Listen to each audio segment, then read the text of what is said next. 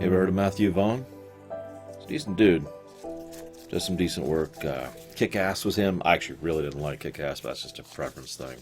He also did X-Men First Class, which is, by memory, probably my favorite X-Men film. Just off the top of my head, you know. I only mention that because, well, he's obviously done some other works and has continued to do the X-Men, or excuse me, not the Statesman, the Kingsman franchise after this point. If I was to describe this particular movie, it feels like a merger between X-Men First Class and Kick-Ass. No, seriously, it's got kind of that epic, grandiose sort of a feel, the big music, the big set pieces, you know, and the epic moments and the great action. And it's also got the, I'm going to call it crudeness. I don't know what else to call that. The coarseness that brings it down to, well, I'd normally call it a relatable level, but I'm not actually sure if I can say that in this case. It certainly does add some dirt to the overall work. Whether that's a good or a bad thing is up to you and your preference. Now, I haven't actually watched this film before because I just wasn't all that interested. I've had some exposure to it, but never actually gotten around to it. But this is an interesting work, isn't it? We've got, oh, by the way, he also was a producer on Fan Four Stick. I don't blame him for that one, though. It's got a lot of language and a lot of violence, but it's also got a sophistication to it and is one of the better actual bits of cinematography I've seen probably this year. Like, we're covering a lot of classics this year. You know, I'm looking at the list here, which I happen to have up here. And we've covered Fight Club, which did some brilliant stuff.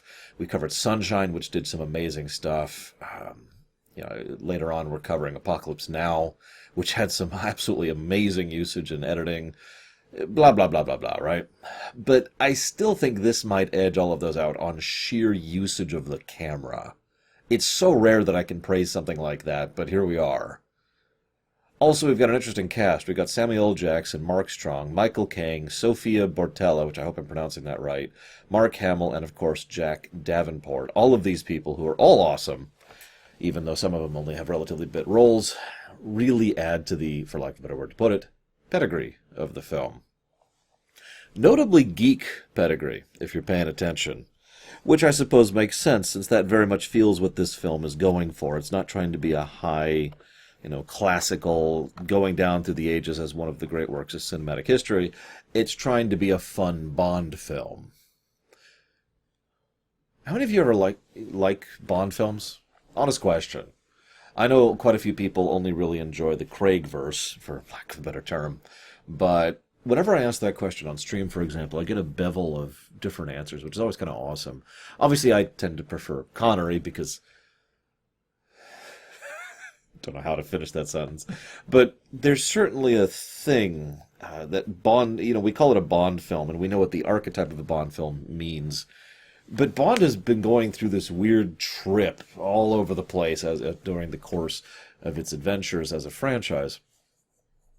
That being said, I think this might actually be my new favorite Bond film, legitimately. It's just a specific brand. It's in video games terms, this feels like playing one of the Yakuza games. The actual plot is deadly serious, and the character drama is good, and the character interactions are good, and then it's absolute nonsense in such a ridiculously hammy, over-the-top way that I can't help but cheer. What would otherwise be one of the most starkly horrific scenes of the entire work is effectively played for laughs and done very, very, very well. I really would love to know how many months or more they spent planning that scene. I'm referring to the church scene, by the way. Anywho, so we see the beginning. The dad dies. Well, that's Can you imagine playing a role that basically shows up for 5 seconds in a film? Like, as an actor, you can't really do much with that, right? Oh, sure, your character is kind of the impetus for the whole plot, but you, the real-life person playing the character, well, it's just like, well, you show up for a weekend, film your role, and then you go home with an extra, $50 or whatever. But then he is offered a favor. That's interesting to me. Not financial support, not any kind of guarantee, just just a favor. What's interesting is a favor. There's an old concept behind favors, and I don't even know what it's properly called, but it boils down to the value of a favor depends entirely on what you use it for. And that's the value of a favor. It's like currency. You know, you have a third-party good that you can utilize in exchange for basically whatever. And there are many things that can be utilized in exchange for. What I find interesting is all over the years of him growing up, he never thought to use this once, despite the fact that he did know the code phrase and that he did actually have it on him pretty much at all times, probably because it was from his dad and he idolized his dad and blah, blah, blah. This, of course, leads to Dean. I'd like to talk about Dean as little as possible, if that's okay, because he's a wife-abusing, disgusting scumbag who deserves to die. I am actually legitimately upset that of all the people who survived the apocalypse, he is one of them. So anyways, he's crude and coarse and awful and horrible. Doesn't even take care of his child, adopted or otherwise. We see right off the bat that Eggsy does actually care about the kid. And his mom, of course, but I mean, he doesn't care about their mom, right? But I just point that out because it does show Eggsy's character arc in one scene. He cares. That is the simplest and easiest way to explain that. He has sentimentality. Keep that in mind, okay? So, we find out... then we see Valentine. One of the classic hallmarks of a Bond villain is that they've got a gimmick or some kind of thing going that helps distinguish them, right? You know, that's generally that approach. This is actually probably one of the more amusing Bond villains I've ever seen. He's got no stomach for violence, which he exposits. He also uses violence without even the tiniest bit of hesitation, because why would he? He doesn't care. It's all just thing. He's also a brilliant, he works in computing, and he is a billionaire thanks to his work in computing, which I actually think is a character bit, which I'll talk more about later. Then there's the fact that he's got that lisp. Oh, and he's played by Samuel L. Jackson. All of these combine to make a surprisingly interesting villain. I have a really strange feeling that he doesn't believe in his own cause as much as many of the people he has convinced. Like later on, if I could jump forward for a second here, Michael Caine, and I'll talk about the scene when we get there, his character, Arthur. I actually believe Arthur believes in that cause more than he does. For him, this is just, well, it's just another problem to solve, right? Troubleshooting. Classic stuff. Moving on. So we introduced the Rage Plague early on. Cute. And now we decide to go ahead and... we get to see the other side of Eggsy's character, that he is a classic rebel. You might even say a rebel without a cause. Because he just likes to thumb his nose at people who consider themselves better than him. Now, I point that out because, like most people like him, he's totally cool with people who are totally cool with him. It's the uppity brats who tend to push him off. Now, maybe it's because of the fact that we're effectively following a chav when it comes to the story. No insult intended, by the way. But it's interesting how much of this story boils down to classism. In fact, now that I look at that list, a lot of the movies we've been covering this year cover classism. Huh. Regardless, I might shuffle this before that, now that I'm thinking about that. Moving on.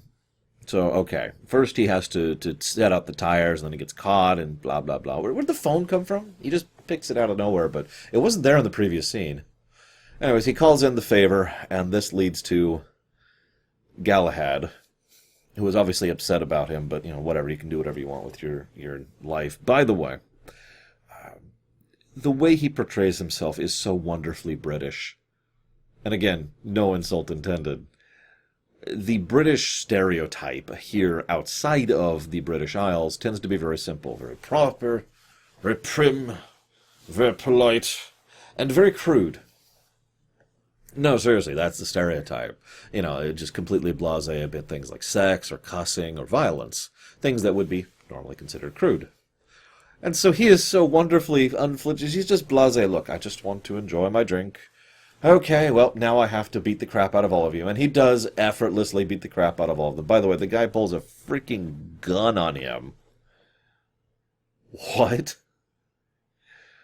I mean, I know that the upperclassmen tend to be a little bit more elitist in how they think they can get away with things, but what the crap, dude? You assault someone, then he starts beating the crap out of you, so you pull a gun on him? I know, I know. They're evil. Which leads me, of course, to my next comment. What I have in my notes referred to as shaky cam, but I've already scratched that out. I decided to look it up. This is actually undercranking, to be specific. Overcranking is a form of trying to do slow motion, which they actually do several of that throughout the film as well. But the undercranking is a regular camera style he uses to make things look a little bit different. The footage basically looks just a little bit sped up as they're racing through certain scenes in order to add to the hectic nature of some of the fight scenes. It's a stylistic choice, and I'm not sure if I like it or dislike it, but it certainly sets the film apart in terms of visuals, and there's that camera work again. They also like to do a lot of very careful camera work, especially with regards to the fight scenes and choreography thereof, which I'll cover more about that later. So, after the shiv, after the gun, after the knockout thing, he says, "Hey, Eggsy, don't tell anyone. I promise." Okay. He chooses to believe him, by which I mean he puts a bug on him to track him and make sure that he's going to verify if he does. Then the guy, Eggsy, immediately gets attacked by Dean. You know, I really wish, I've already complained about Dean, I really wish that Galahad, Harry, had actually decided to press charges with the evidence that he has about the abusive jackass and just sent him off to rot. But let's not go into that. Again, I don't want to talk about Dean. What I do want to talk about is how he's brought in as his recruit. So, we get an explanation for exactly how the Kingsman work. Oh, I'm sorry, I jumped over it because it's really important. Did you catch it? Eggsy kept his promise. That's interesting, isn't it? Because he had nothing to gain from it, and he had no way of knowing he was being bugged. In short, it's kind of a test, but it's one of the... unlike the other tests later, he had no idea he was being tested, and yet he still passed. I think, personally, that's probably the best indicator of his character right there. Amongst all the various showcasings it is. He has nothing whatsoever to gain from not telling Dean what's going on, or to, supplicate to him or whatever, but instead he just keeps quiet about it. Why? Because he promised. He swore. It's nice to see someone with that kind of morality. Truthfully. So, explanation on what the Kingsmen are. They're the philosopher's legacy. That's for like 5 of you. The idea is sound, and I kind of like it. And we do a lot of things in this film, so I'm going to be jumping around a little bit too, where we jump back and forth in exposition, because this is a setup film. This is intended to be the beginning of a franchise, and thankfully it sold well enough so that they will actually get their chance at franchise. We've already had one sequel, and they're already working on another one, which is supposed to come out later the year I'm recording this, but to my knowledge it's being pushed back yet again, so we'll see if it's even out by the time that this video goes live. In any case, we get the explanation, we get the thing, we get the kids, we get the MIB scene. This is very Men in Black. Again, no judgment. The classism comes into display yet again. We've got the upper kids who start talking about which colleges you've been to. So which college did you go to? Now, I have spoken ill of colleges many, many times here in the States because in many cases they are garbage institutions that don't teach you anything in exchange for a ridiculous sum of money. However, it is worth noting that that is not true for all industries or all practices. There's plenty of degrees that are actually worth a damn and indeed very useful and can get some very good information out of them. So that's cool. However, there's also the really prestigious colleges. Oh, you know the ones. The ones that are part of old money, old families. You shuffle in the people who are really good, or the people who are really connected into there, and now they are known as being part of that connected network. It's like a badge, right? All of a sudden, simply by having this, which I can't seem to find it on my lapel, simply by having this, all of a sudden, now everyone knows, oh, you're in the crowd. Awesome. Naturally, he didn't go to any of those because he's not in the crowd. He simply just has his own merits and his own skill system. And he pulled out of several successful possible ventures because of his mother and his concern for her. We also meet Roxy and Amelia. I want to point out something really briefly. Rox and Amelia are the only ones who call him Eggsy. Correctly, because that's his freaking name. Everyone else calls him Eggy. Even when they're being mildly polite to him, they still call him Eggy. Cute. So we cut back and forth a few times.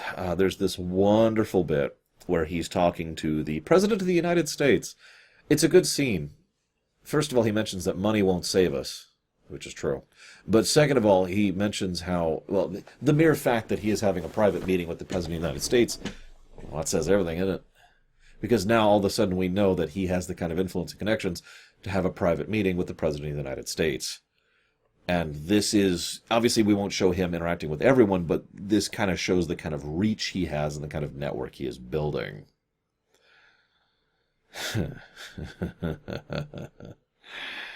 So the water just kind of slowly seeps in. That was really cool, by the way. They could have had it flooding in, big action sequence. No, they went for the slow seeping in.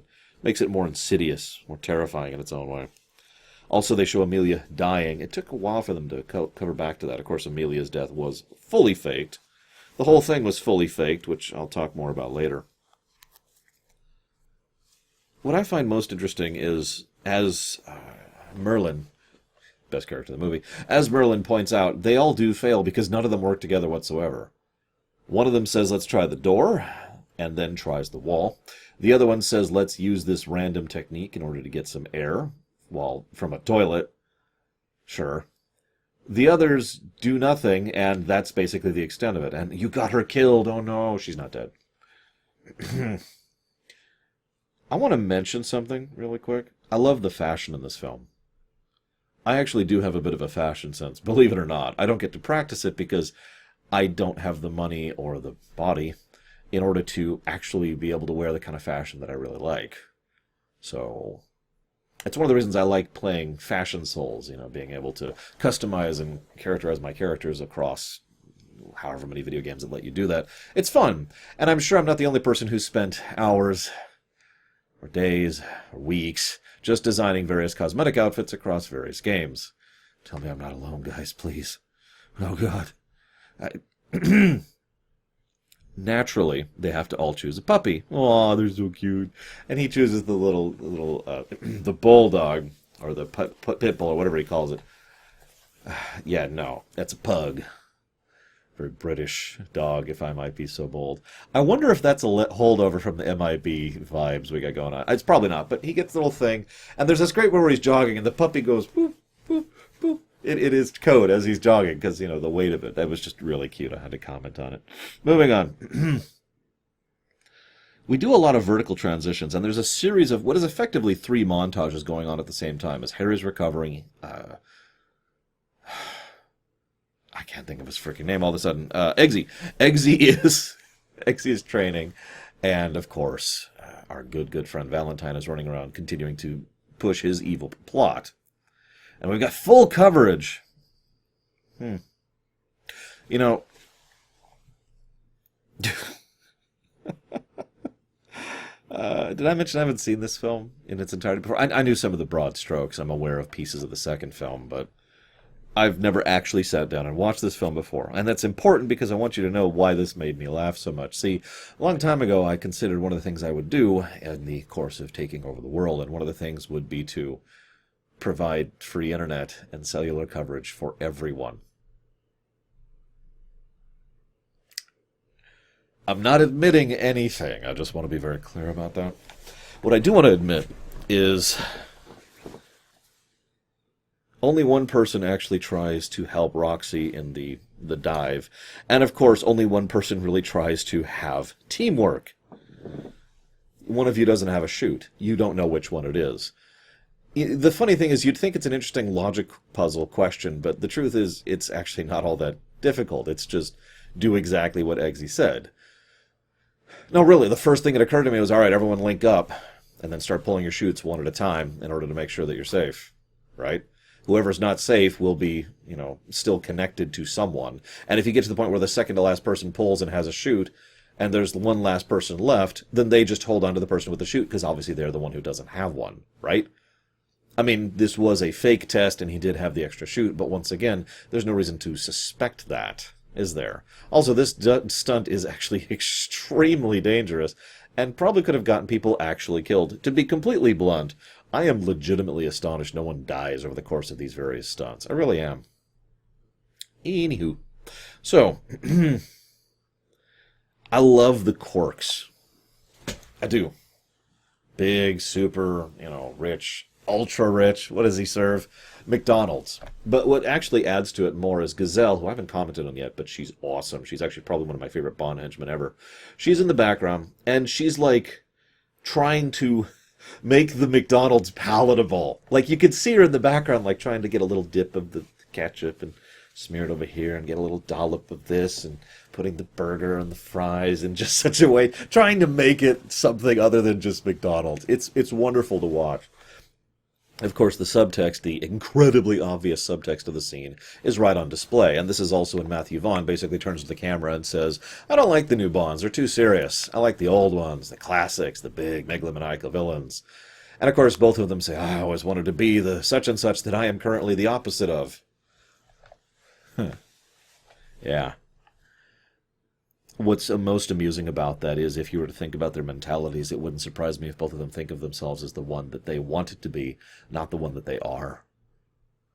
Kingsman is a society that operates above governmental interaction. They have influence and power and connections.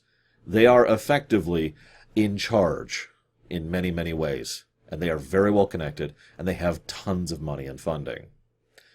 They are effectively Bond villains, it's just they're working for the forces of good. Well, with one exception I'll talk about later. This leads me to Valentine, who is, he's not the big, cool, suave guy, but you notice his clothing changes in basically every scene is, I love the fashion. I'm not even joking. I love the fashion. But because you look at him and you think, oh, he's just a punk. No, the thought. You can tell, anybody who pays attention to that sort of thing, you could tell very serious thought was put into his wardrobe at every step of the way. And by the way, love the suits. Oh, I wish I could have a good bespoke suit. Oh my God. Don't mistake me. This is good. I like this. This is, I think, my fourth or fifth coat for this show that I've gotten overall, and it works quite well for me. It's a London fog, wonderful thing. But I still would much rather have a bespoke suit. Oh my gosh. Except those cost around $2,000, and I don't have that kind of money. I'm getting off topic. Point being, Valentine, he's got the suit, he's got the high tech, he's got the gizmos, he thinks he's Bond. He is portraying himself as Bond, saving the world from the evil villains. By the way, I looked it up. A 45 Lafitte, I don't know how they pronounce it, would be about $3,000 for a bottle. And a Chateau Yquem, I don't remember how you pronounce it. I couldn't find figures for a 37, but a 33 would cost $1,700. So then we have a scene where they go to try and get in close with this one target. Naturally, because they are idiots, all three of them decide to try and get in good with her at the exact same time. Now, naturally, this is part of the test, since this is actually a loyalty test. But what I find absolutely hysterical is how they dissect each other's approaches. So first Charlie sits down, and he does the belittling thing, and then Roxy sits down, and she points out what he's doing. This leads to Eggsy showing up, and some of you know that I am, one of my hobbies, one of the things that I find absolutely fascinating, is human interaction. The how and the why and the methodology we use to convey things. It's an absolutely astonishing subject. I've studied humans. Not an alien, I swear. I've studied humans for basically my entire life, since I was a child. It is just an utterly fascinating topic for me. And I really like how they actually dissect into specific pieces. So what he's doing is he's positing an opinion and getting everyone else involved, so you are now invested in giving your opinion in order to try and show that the attention should be focused back on you. And you can math out and block out a lot of conversations in exactly the manner they do. It's just rare that most people do. I totally don't do that every day. Shut up. I'm human, I swear. So it's a great scene, and I found myself just gushing about it. But of course, oh yeah, by the way, I've used the opinion opener thing before. But of course, naturally, they do the railroad test. This is when the movie starts to lose me a little bit. The problem is they're all fake outs. Every single one of the tests is a fake out. Every one of them. At a certain point, pattern recognition is going to jump in there and be like, hey, so, and it's going to fall apart because you know it's a test. They're not going to actually run you over with the train, right? That is why you don't let people know that there is a safety net. I'm actually okay with there being a safety net because, murdering people during training is, well, that's the thing that the villains would do. But at the same time, letting them know there's a safety net, that it completely psychologically changes the outcome. Although, if we're to ignore that for a moment, I am very much amused that Eggsy, once again, with nothing to benefit from it, refused to sell people out. Why would he? He is legitimately loyal. Charlie sells him out immediately. No, dude, it's Arthur, and it's great. I'll tell you everything about it now. Blah, blah, blah, blah. Oh, I'm going to tell my family about this. That's not the first time I've brought up my family, by the way. Did I mention I'm connected to old money? Oh, Chauncey, the chocolate icing. Sorry, I'll try not to do that voice anymore. So they get some time. He goes. Harry basically in advance says, here, let's get a suit set up for you.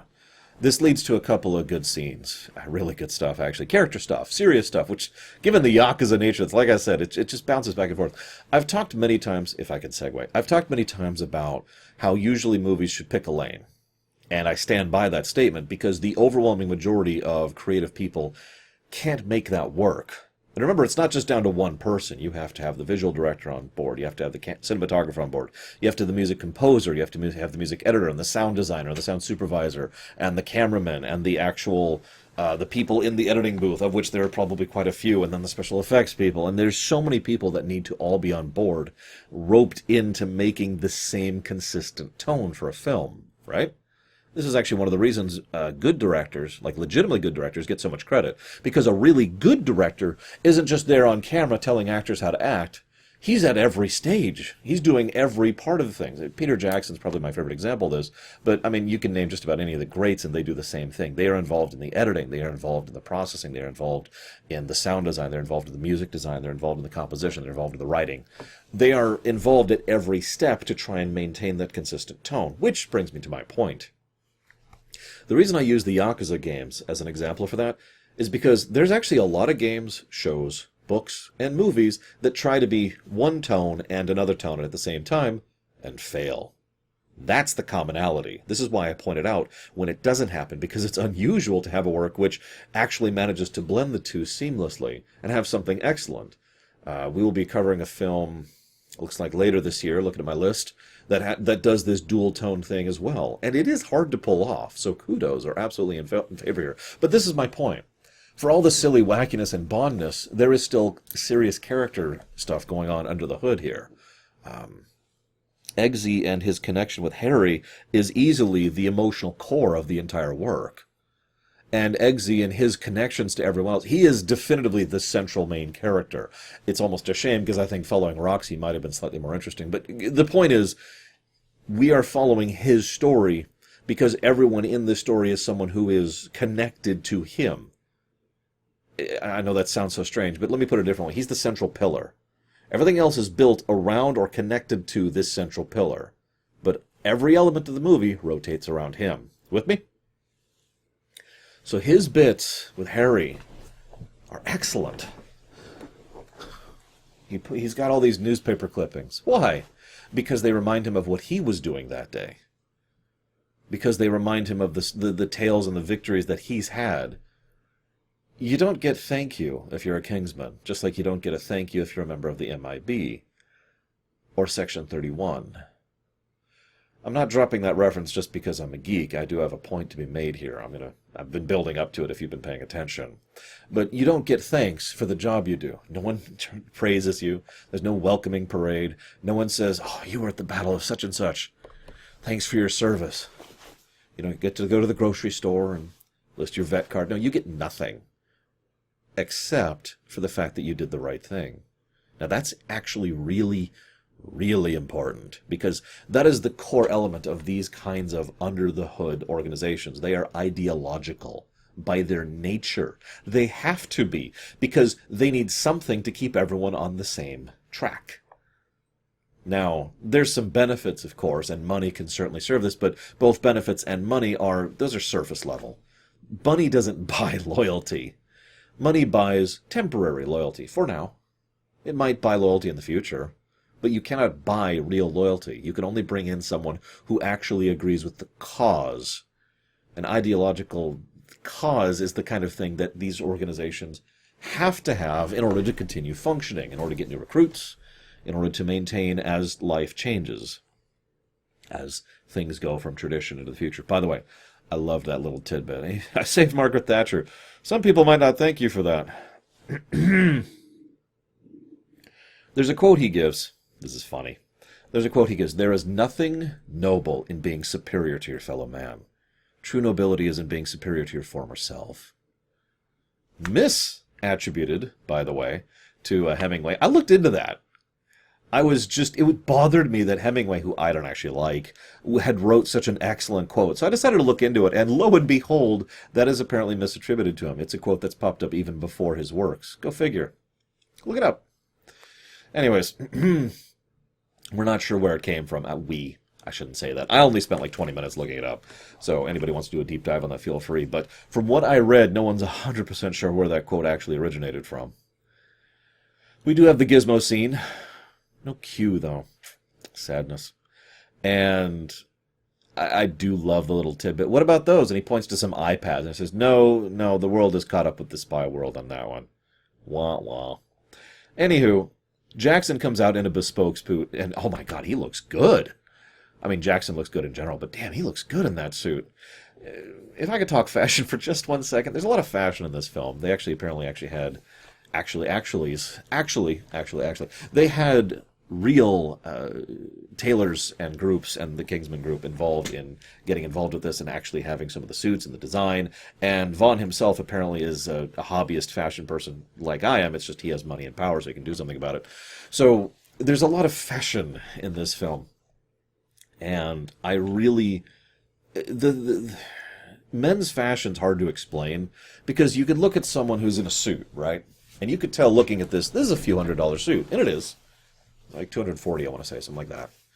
That makes this suit cheap in men's fashion. No, really, it does. I could get something cheaper. I could get probably about an $80, just a blazer, right? And I've actually worn such a blazer on camera before when I wasn't doing as well financially. So I had an $80 blazer. And it kind of sat wrong, and the shoulders were off, and it looked like crap. I hated it. But that's the point. You can tell men's fashion based on how it sits on the man. If any off-the-rack suit is never going to look the same as a bespoke suit. I'm sorry, I should explain that. Bespoke means the materials are specifically tailored and crafted to you. That suit is made for you from scratch. That's what that means. That's why they're so expensive. It may or may not have nicer materials, but it will absolutely be substantially more comfortable. And you can always tell by the way it sits on someone, by the way it actually rests on their shoulders, and the way that the coat centers just underneath the chest, and a bunch of other stuff I'm not going to bore you with. I've already probably segued here too much. But my point being, they show off some nice suits in this film, and I just wanted to give credit where credit is due. Anyways. So, come on in. It's Arthur. Hey, come on in here. Let's talk. Let's do stuff. How are things? Shoot the dog. This is, in my opinion, actually the crux of the entire film, although the finale actually occurs later, but this is the linchpin. Shoot the dog. He, of course, says, no, I refuse to shoot my cute little pug, and they really drag it out. He's so cute. I don't even like dogs, and I wouldn't shoot that dog. It's a blank, of course, because it's all been a blank. This is, like I said, you give away the fact that there's a safety net, and you lose a lot of the point. This is also, of course, why they had a puppy, they had you take care of a puppy right off the beginning, right off the bat. Get attached to it. Puppies are such loving, wonderful creatures, of course, right? So now shoot it. Why? You could say it's because of a willingness to follow orders, but I actually don't buy that. Because the theme of the work is far more about caring. Sentimentality has no place in the spy business. Or does it? If all you do is a cold series of calculations in order to determine the most correct outcome in your spy agency that operates without any kind of legislature or oversight or even proper connection to governmental agencies, well, that is bad. I'm just going to say it. I think, in my opinion, that is a bad thing. Because the ideological core is what helps to make such an organization not be corrupt, not be evil, not descend into what the Kingsmen actually are, Bond villains. I brought up Section 31 earlier. Some of you may know from my Star Trek coverage that I actually believe Section 31 to be a moralistic organization, that they highly do value the ideas of ethically being good and morally being good.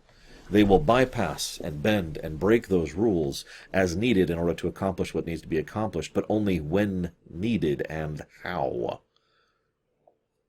It's admirable, actually. Because what they want is to protect people, to help, to care. They don't go internally to the Federation and decide to hold up their own people or massacre or brutalize or whatever. Instead, they are, well, they're a very Star Trekian kind of approach, aren't they? As opposed to something like, say, the Obsidian Order. Although, interestingly enough, even that analogy is an interesting one, because even amongst the Obsidian Order, there are people who have sentimentality, who care. I mean, small spoilers, Garak is probably the best example of that. He is a patriot, a true patriot. He really does care about his people, about his culture, about his society. He absolutely wants to do the best he can for it. That is an ideological spy, one who is centered around sentimentality. Being told to shoot your dog without cause or question because you're ordered to is the exact opposite of that. It is cold calculus and nothing else. And since I'm already talking about this topic, let's go ahead and wrap this up. There's a few more things that happen. There's the best scene in the movie, and which is just a really, really awesome scene. But can I shove that back a little bit? Because I want to talk about this now. When you have an overpopulation problem, for whatever reason, this has happened throughout history, forgive me for the quote, but there's no nice way to bring that number down. It's kind of a mess.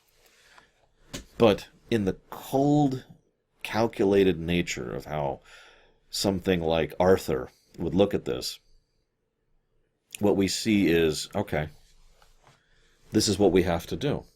We have to cull. We have to cull the people.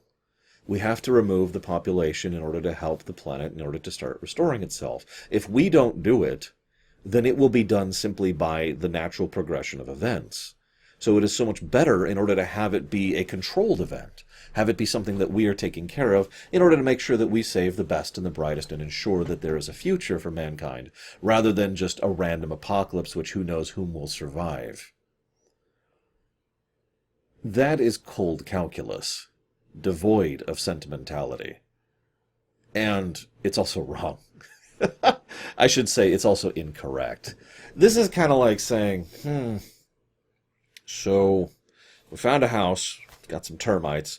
So what we're going to do is we're going to randomly drop little firecracker bombs, which will explode and might catch a few things on fire, in a city block spread around that house, and hope that we manage to get enough of the termites in order to save the house.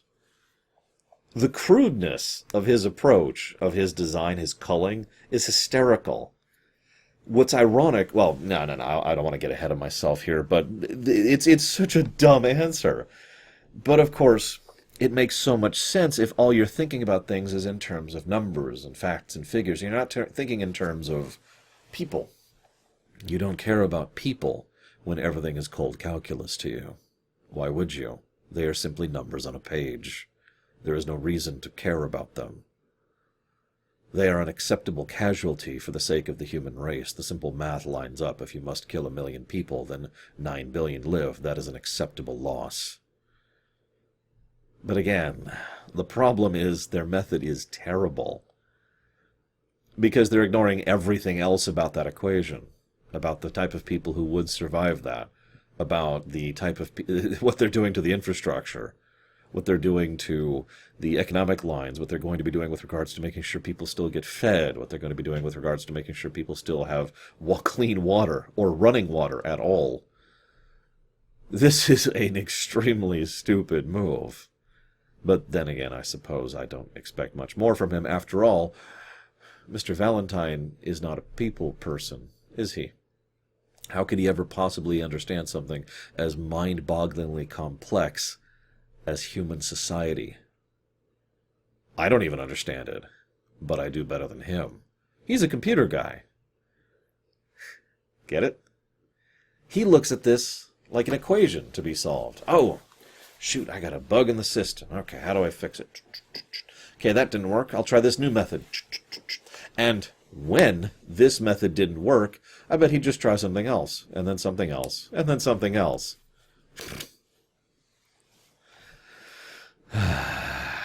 Let's rewind a second.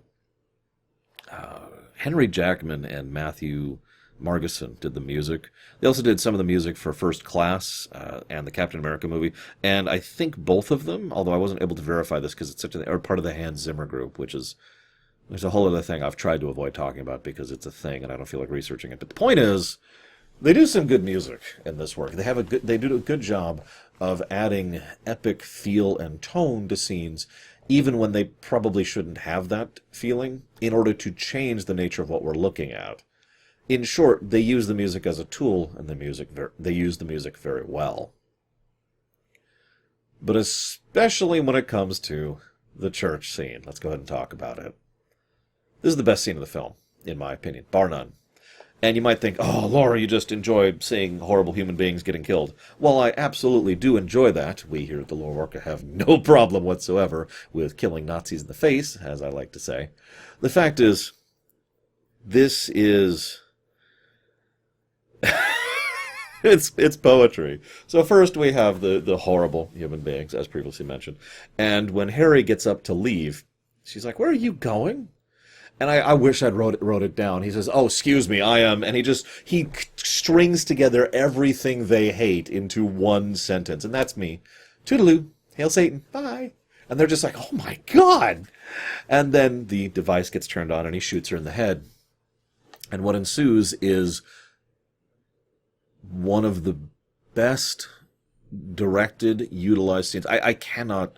If I was to sit down... They should have said a poet. If I was to sit down and really analyze this scene, I'd be here for at least an hour.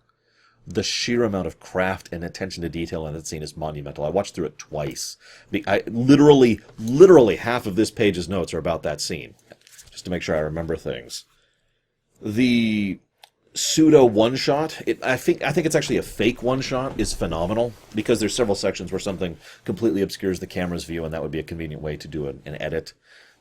But the fact that they have Freebird playing, which actually works wonderfully, the individual choreography is astonishing. The fact that he is actually getting injured as he is making his way through the group is awesome.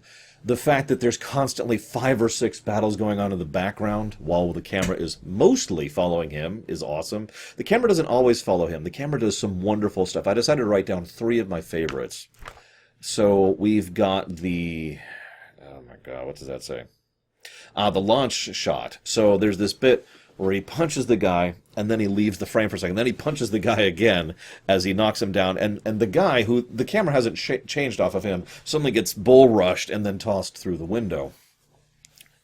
There's also a bit with the knife. I actually counted. There's this guy with a knife, and Harry managed to disarm him and use the knife. And what happens is the camera actually starts following the knife more than Harry or anyone else. And we just watch this knife's journey through 9 people. Yes, I counted. Just, and at one time I thought I missed it, and again, I watched through this whole sequence twice. It actually ends up in the other guy's arm towards the end of the scene. But my absolute favorite and I'm going to fail at even describing this, is the multiple punches which lead to them being shot out of the window. There's this... the way that they do these scenes is cinematic poetry. The camera usage, the choreography, the incredible attention to detail, the prop usage, the improvisation in how it is done, the fact that it ends on the guy who is giving the sermon, the fact that it begins on the woman who's being so judgmental and dismissive, the nature of how everyone is just freaking out as they're watching it, giving us convenient cutaways. Again, another good way to make this not actually one shot.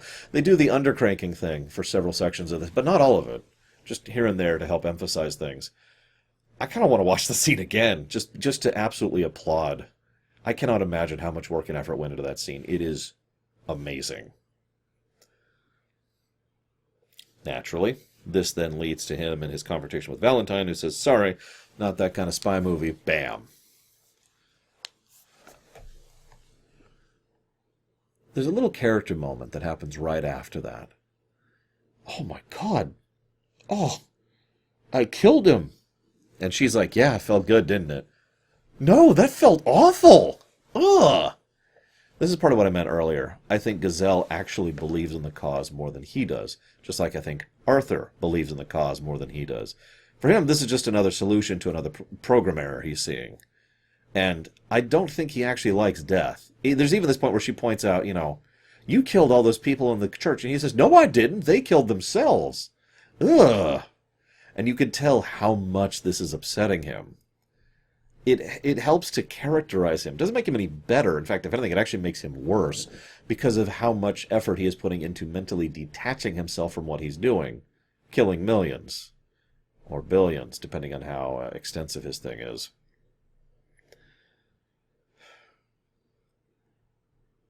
So, now we have the finale. We already had the finale, actually. I already talked about that. I love how on top of the world Merlin is at every stage. I mean, I love Mark Strong in general. What do you want from me? But I love how he is just completely competent, completely on top of things, and completely ready to go at every stage, because of course he freaking is. He's Merlin. He's the guy in the chair. And while I tend to enjoy guy in the chair characters for some reason, the fact is he does an excellent portrayal of it. He's got those, okay, we're going to get this, we're going to take out this satellite, it's going to give us time, we're going to get in there. Charlie gets in. And I want you to pay attention to something, because Charlie, my family came in.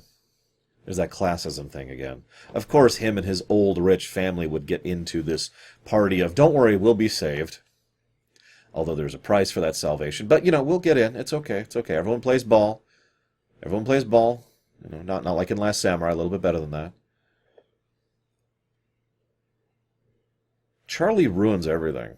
It's entirely possible that the plan would have gone forward essentially without much of a hitch until they hit the biometric scanner, except for the fact that Charlie ousts them. By total contrast, Roxy saves the world. Now this is interesting. Roxy stops the big plan. She does the really difficult and terrifying thing, goes up to the top, manages to shoot the missile despite horrifying circumstances, and at the last minute stops the countdown and manages to save everyone. Good job, Roxy. Very, very good job. Then she has to plummet down and, go through some horrible stuff. And the camera doesn't focus on her a lot, which kind of sucks. But one of the interesting things, though, is that Eggsy is the one who then, as he's dying, he asks her, call my mom. Tell her to get the baby in an isolated thing. Get away from Dean. Get the baby away from her. Lock the door. Throw away the key. That's some impressive forward thinking, given the stress of the circumstance. Because what he's thinking about in his final moments is saving his mum and his sister, brother? I'm not actually sure. The kid. Saving the kid. Sentimentality. So, Roxy's efforts, because she does get a hold of the mother, and she does actually have that conversation, actually save both her life and the child's life. If the child hadn't been separated by that door, the time would have been off, and that child would be extremely dead with a butcher cleaver. And that's horrible. So, 2 points for Roxy. Good job. Eggsy. I don't understand why Eggsy is the one who thinks of the idea to just set off the implants, right? I actually was. I kept expecting at some point Merlin to be like, "Yeah, let's just go ahead and set off the implants." This is why I exposited about that earlier. This is why the film has shown that several times. But no, instead it's just, Eggsy, what if you fire them up? Oh, or Eggsy says, "Oh, what if you fire them up?" And they're like, "Oh, okay, let's go ahead and do this." And what ensues is the weirdest scene in the entire film. I've actually been aware of this scene for reasons I'm not going to go into right now. But it really... What? Again, the Yakuza thing. It's kind of horrific, and actually probably one of the more serious scenes in the film, but it's being played over pomp and circumstance while fireworks are coming out of people's heads. The only gore one we see at all is the Prime Minister, who was absolutely willing to sell it the princess. So I haven't mentioned much, because the only thing I had to mention about her and him is this contrast, and this is kind of the interesting aspect of what Valentine has unintentionally done. See, he comes up with this terrible plan to cull the population of Earth.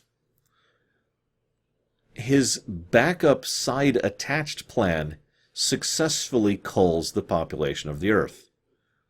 You caught that, right? President, the Joint Chief of Staffs, all the super rich people at their parties, Parliament, all the people who are there at his personal bunker, they're all super dead.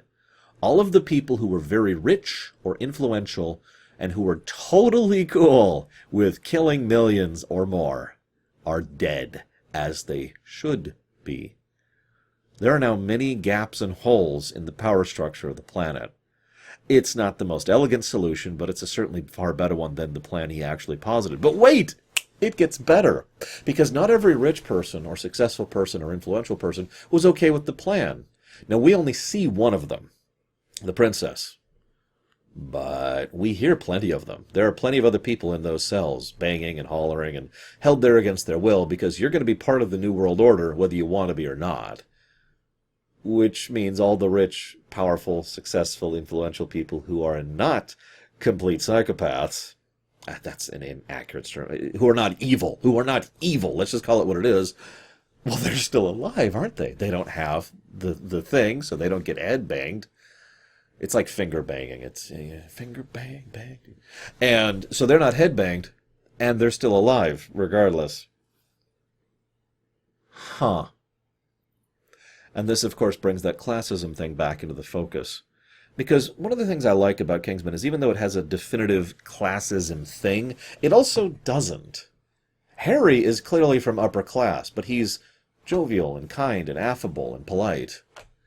And frankly, so is Merlin. And actually, there are several people, including the princess I just mentioned. Because the class divide isn't really the point. Whether you were born with a silver spoon or not doesn't change who or what you are. It is you who changes and chooses who and what you are. It's actually probably the biggest actual theme of the work, is that decision to be who and what you are, and whether or not you are going to be a cold calculus, like all the people who are dead, or someone who believes in sentimentality, like all the people who are alive. Clever. Now, unfortunately, I haven't actually talked about Gazelle all that much because I don't know what to say about her. She's so cool. The actress who plays her, who I wrote down her name back here on this previous page, which I'm buying time for me to look up, Sofia Boutella. She's been in a few other things. She's actually really good. And she's also a professionally trained dancer, and holy crap, it shows. She absolutely sells the Bond henchman thing, right? Because they always got some kind of gimmick. They got the hat, or they got the jaws. My personal favorite of the old ones. But, they've always got something, right?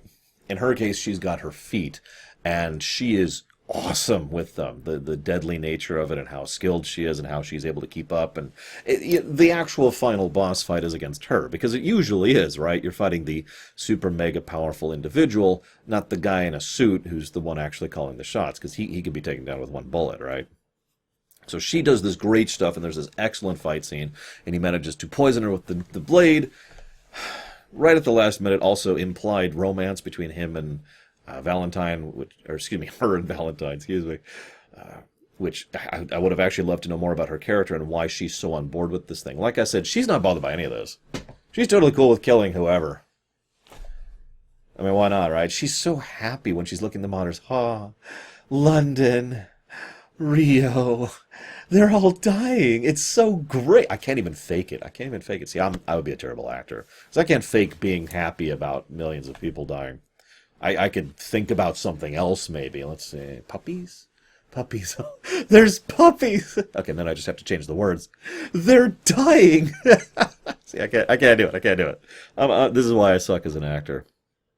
But what sucks even more is that the film it actually turns into a zombie flick for a bit. You notice that? The rage plague goes out and they undercrank the film a little bit more and we have people just killing each other en masse. It's actually really tame compared to some of the stuff that we've seen in this very film. Well, yeah, Gazelle is defeated. This isn't that kind of spy movie. He gets anal sex for some reason. And finally, the one thing that we all really care about, yeah, the world's saved and the kid is saved. Nice touch, by the way, legitimately. It's hard for people to sympathize with millions. It's much easier to sympathize with one. Favorite nephew. Favorite nephew.